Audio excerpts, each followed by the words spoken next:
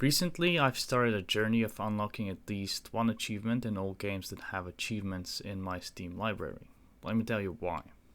In December of 2024, I 100%ed Hogwarts Legacy, which was the first, so to say, big game that I've ever 100%ed. I thoroughly enjoyed that, and naturally, I wanted more. I dove headfirst into achievement hunting on Steam, and overall, it was and still is a great experience. I love it. But there is one slight issue. See, Steam has this feature where it automatically calculates the overall completion percentage of all your Steam games. Obviously, games without achievements are excluded from this, but so are the untouched games, games that have achievements but you haven't unlocked any yet. At first glance, it seems like a good system as it doesn't punish you for purchasing new games. And in theory, I'd agree. At first, I liked it because it boosted up my overall percentage. And, number goes up, Monkey Brain is happy. But after abusing this system for the past 5 to 6 months to drive up my overall percentage from 19 to about 31, I started noticing its negative effect on my gaming habits. My overall on Steam is very low and relatively hard to raise due to me not paying attention to the metric for the first 10 or so years of me playing on the account. I've got a lot of games with low percentage of completion either due to servers shutting down or me losing interest in that game. In any case, my overall is low, especially compared to other achievement hunters out there, and it is hard for me to raise it due to the dead weight games that I've mentioned earlier.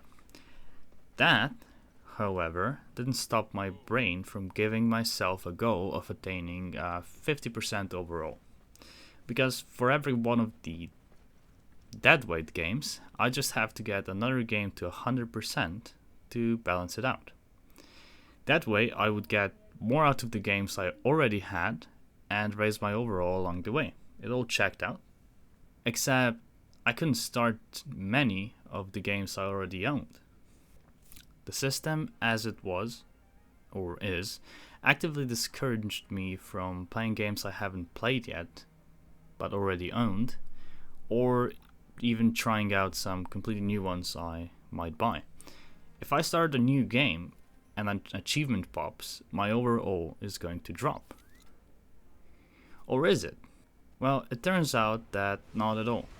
If Steam actually displayed a true overall percentage, which included the average of all the games with achievements on any given account, as it probably should, or there should at least be an option for it, in my opinion, then the overall percentage would only go down when purchasing new games, but not when playing an already owned game for the first time.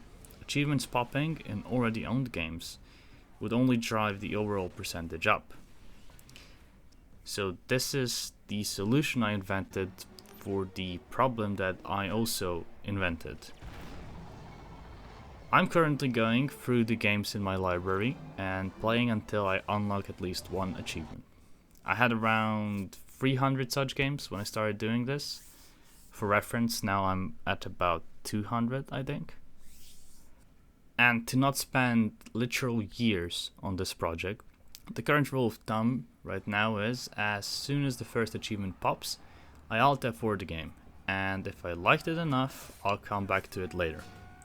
This way I play just enough of the game to get a feel for it, see what's it about and try out the gameplay, but also I don't play long enough for it to be boring to play through that first initial segment again if I decide to return to it.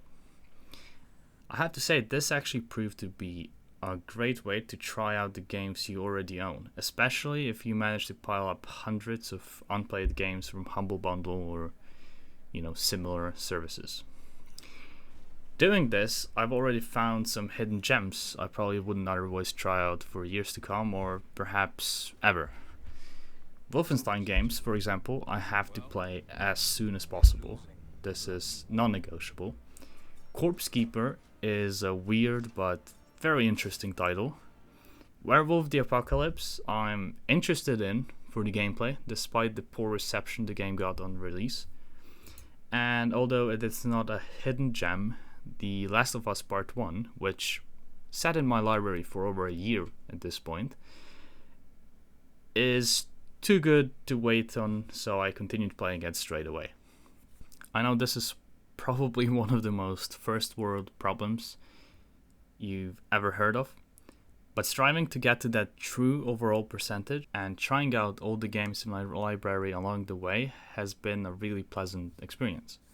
I'm slowly getting to know all the games in my library, and there is no self-imposed mental block to play them anymore, because the achievement has already been popped, and the average completion is only going to go up from here. So yeah, this is what I've been thinking and doing recently.